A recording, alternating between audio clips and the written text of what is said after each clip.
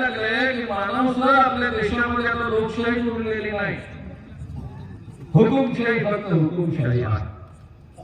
आम्ही गुवाहाटीला गेलो होतो ना, आमच्याकडे जर गेलेला तर मोबाईलच काढून घ्या. मोबाईलवर कोणाशी संपर्क साधायचा नाही, कोणाशी बोलायचं नाही, हॉटेलच्या बाहेर पडायचं नाही, सुरक्षा रक्षक प्रत्येक घर आपल्याला नजर ठेवून होते. असं आमची सुरक्षा रक्षक पोलीस. आणि मग आमच्याशी 2 दिवसाआड किंवा दररोज दिल्लीवर असं बोलायचे कॉन्फरन्सच्या माध्यमातून, आणि आम्हाला सांगायचे की बिलकुल चिंता करू नका, आपलं सरकार येणार आहे. आणि आपलं सरकार येईल. आणि ते 2.5 वर्ष झाले. ते आले त्यावेळेस सरकार ऑलरेडी झालेलं होते. मी म्हटलं कोरोनाचा निर्णय असा कसं आहे, अरे डिरेक्शन लॉ आहे, आता लागू येणार डिरेक्शन लॉ म्हणजे नाही लागू होणार, आधीच ठरलेलं आहे. आणि खरंच तेवढं लागू होण्याचा निर्णय आला, डेट वाढवून दिली सरकारने एस्टॅब्लिश झाले. म्हणजे हे सरकार आमचं 2.5 वर्ष झालं. कोर्टाचे निर्णय येतील ना, हायकोर्ट, सुप्रीम कोर्ट, ते मला सांगत होते मानवसाहेब, आम्हाला स्पष्ट सांगितलं, या देशातल्या नंबर 2च्या माणसाने आम्हाला सांगितलं की वरपासून खालपर्यंत सगळं ऍडजस्ट आहे, आपलं सरकार 2.5 वर्ष चालणार. आणि खरंच सुप्रीम कोर्टाचा निर्णय कसा झाला? सुप्रीम कोर्टाचा निर्णय आला, राज्यपालांचा निर्णय अवैध, अध्यक्षांची निवड अवैध, प्रतुताची निवड अवैध, आणि मुख्यमंत्री कायम आणि सरकार काय. त्याचं वर्णन मी नेहमी करतो, कारण फक्त एवढीच काळजी घेतली आमच्या अध्यक्ष, आमच्या सीबीआयने, मुख्य न्यायमूर्तीने काय काळजी घेतली की आपलं नाव इतिहासामध्ये बदनाम होऊ नये. अशा पद्धतीचा निर्णय दिला की operation 100% successful but patient died. Operation 100% यशस्वी झाला, पण रोगी मात्र मेला. या पद्धतीचा निर्णय. त्याच वेळेस मला त्यांनी सांगितलं होतं की उद्धव ठाकरेंचं पक्ष चिन्ह, पक्ष सगळंच्या सगळं जाणार.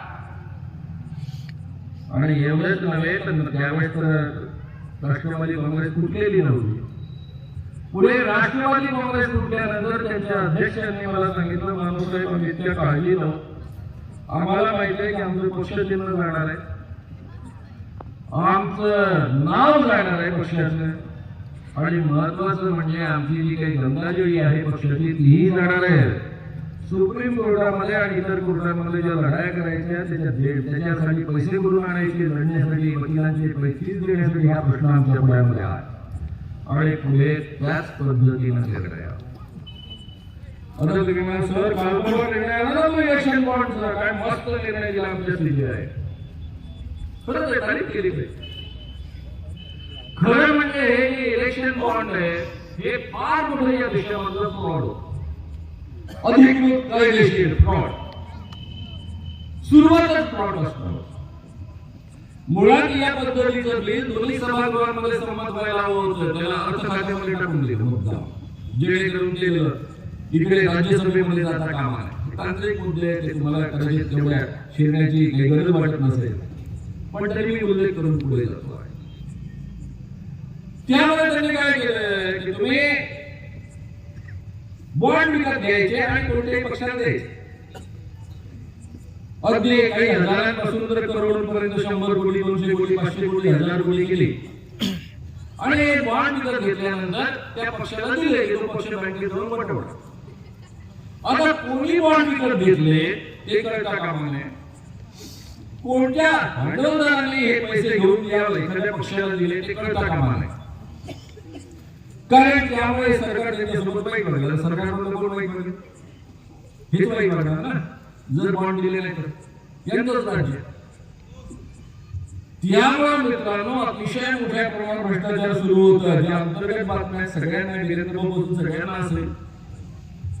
सरळ सरळ एखादा मोठा कॉन्ट्रॅक्ट सहमत करून घ्यायचा असेल तर इलेक्शन बॉन्ड मधून एवढे पैसे पोहोचले पाहिजे. ते पोहोचल्याचा पुरावा मिळाला कॉन्ट्रॅक्ट सहमत. इथपासून सगळ्या गडबडी चालू होते.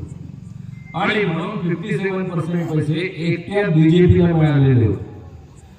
आता आमच्या न्यायमूर्तींनी हा निर्णय दिला की हे सगळं सगळं प्रकरण अवैध आहे, दोन्ही कायद्यानुसार चुकीचं आहे. एक तर असंवैधानिक आहे म्हणजे घटनेनुसार नाही, आणि नंबर 2 लोकांना हे जाणून घेण्याचा मूलभूत अधिकार आहे की कोणत्या भांडवलदाराने, कोणत्या माणसाने, कोणत्या पक्षाला किती देणगी दिली हे जाणून घेण्याचा अधिकार आहे. भ्रष्टाचार थांबवण्याच्या नावाखाली यांनी नवा भ्रष्टाचार सुरू केलेला होता. माझे दुसरे मित्र संजय राऊत आहेत, तुम्हाला सगळ्यांना माहित आहे, त्यांना वारंवार धमक्या देण्यात आल्या आमच्या बीजेपी सोबत या, बीजेपी सोबत जर तुम्ही आला नाही आणि असंच आमच्या नावाने ओरडत राहिला तर आम्ही तुम्हाला जेलमध्ये पाठवू. आणि संजय राऊतांना अनेक महिने जेलमध्ये पाठवण्यात आलं. पण हा मर्द माणूस बिलकुल झुकला नाही, घाबरला नाही, जेलमध्ये गेला आणि मस्त आपल्या निधड्या छातीला ताठ मारण्याला परत आला. त्याबद्दल त्यांचं आपण मनापासून जाहीर अभिनंदन केलं. त्यांनी काय केलं होतं, अधिकृतरित्या आपल्या एका नातेवाईकाकडनं पैसे घेतले, 25 लाख रुपये अधिकृत घेतले, चेक नाही घेतले, आणि ते ऑनलाईन चेकने परत केले. आता यामध्ये काय गडबड? एखाद्याकडनं पैसे उधार घेणं आणि त्याला परत दिल्यानंतर हा मुद्दा काही उरतो का? पण नाही. माझा हा जो मित्र आहे, ज्यामध्ये मी मंत्री मित्राबद्दल तुमच्यासोबत बोललो, त्यांनी मला एक गंमत सांगितली, ती पण तुम्हाला सांगितली पाहिजे. ते मला म्हणाले की माझ्या गावचा एक बीजेपीचा मोठा लीडर, गावातला लीडर, तो म्हणायचा मला इडीत पाठवायचा कसा? काय एवढे भड्या मारतो, इडीत पाठवतो. माझा एक नगरसेवकावर राग होता, त्याचं नाव सांगितलं, बरोबर 15 दिवसात त्याला इडीत पाठवला आतमध्ये. तुम्ही एवढं चालतं कधी एवढं? म्हणजे ईडी यांच्या घरची नोकर आहे, नुसतं कोणी सांगितलं चाललं. दुसरं नाव आहे अत्यंत महत्वाचं, ते म्हणजे आमचे अनिल देशमुख, राष्ट्रवादी काँग्रेस. त्यांना ईडीमध्ये 14 महिने जेलमध्ये राहिलं. मी आणि ते एका कार्यक्रमामध्ये असताना मी त्यांचं जाहीर अभिनंदन केलं की तुम्ही शरद पवारांना सोडलं नाही, बीजेपी मध्ये गेला नाही, दबला नाही, 14 महिने जेल तुम्ही भोगली, त्याबद्दल तुमचं जाहीर अभिनंदन. मी पण जेलमध्ये होतो, 10 महिने राहिलो, माझ्यापेक्षा तुम्ही अधिक राहिला म्हणून तुमचं अधिक अभिनंदन. पण त्यावेळेस मला वस्तुस्थिती पूर्ण माहिती. मला वाटलं या माणसाने फक्त त्या धाकापुढे दबायचं नाही असं ठरवलं, एवढंच असलेली यामध्ये, आणि म्हणून जरा मर्दपणा दाखवलं. पुढेही मला वस्तुस्थिती कळली की अत्यंत हादरवून टाकणारी आहे मित्र.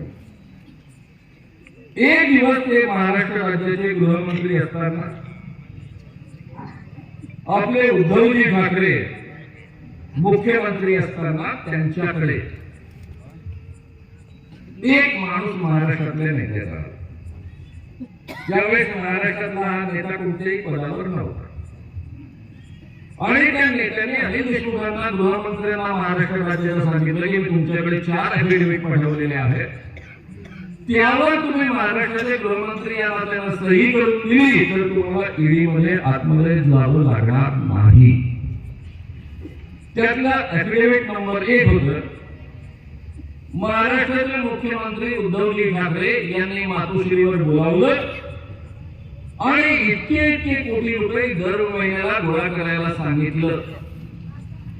यावर अनिल देशमुखांनी सही करायची.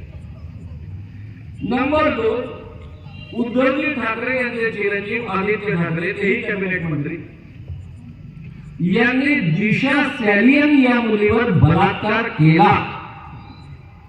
लक्षात घ्या, दिशा सॅलियन नावाच्या या मुलीवर बलात्कार केला आणि तिला ढकलून देऊन तिचा खून केला. यावर सही करून द्या. दुसरं ऍफिडेव्हिट, अनिल परब यांचा असा अवैध व्यवहार आहे हे आमच्या लक्षात आलं. तिसरं ऍफिडेव्हिट. चौथा ऍफिडेव्हिट, अजितदादा, त्यावेळेस उपमुख्यमंत्री होते, अजितदादा पवार यांनी त्यांच्या बंगल्यावर बोलावलं. त्यावेळेस त्यांचे चिरंजीव 5 सोबत बसलेले होते आणि त्यांनी मला गुटखेवाल्यांकडनं एवढे पैसे गोळा करायला सांगितले. हे चौथं ऍफिडेव्हिट लिहून द्या. अनिल देशमुख खूप विचार करायला लागले. त्यांच्या लक्षात आलं की आपण ऍफिडेव्हिट लिहून नाही दिलं तर आपल्याला जेलमध्ये जावं लागणार आहे, पण आपण जर ऍफिडेव्हिट लिहून दिलं तर हे 4ही लोक जेलमध्ये जातील. त्यांनी नाही असं निरोप पाठवला. पुन्हा त्यांचा माणूस आला, तो माणूस फोनवर बोलायला लागला आणि फोनवर बोलता बोलता ते असं म्हणाले की हे पहा, आम्हाला कळतं की अजितदादांच्या विरुद्ध मुद्दा तुम्हाला लिहून देणं जमणार नाही, अजितदादांचं सोडून द्या, बाकीच्या 3 ऍफिडेव्हिटवर तुम्ही सही करून द्या. म्हणजे उद्धव ठाकरेंनी पैसे गोळा करायला सांगितले, आदित्य ठाकरेंनी दिशा सजनी या मुलीवर बलात्कार केला आणि अनिल बलकचे असे आरोप बसवले आहे. जर अनिल देशमुखांनी गृहमंत्री या नात्याने त्यावर जर सही केली असती तर हे तिघही लोक जेलमध्ये असते.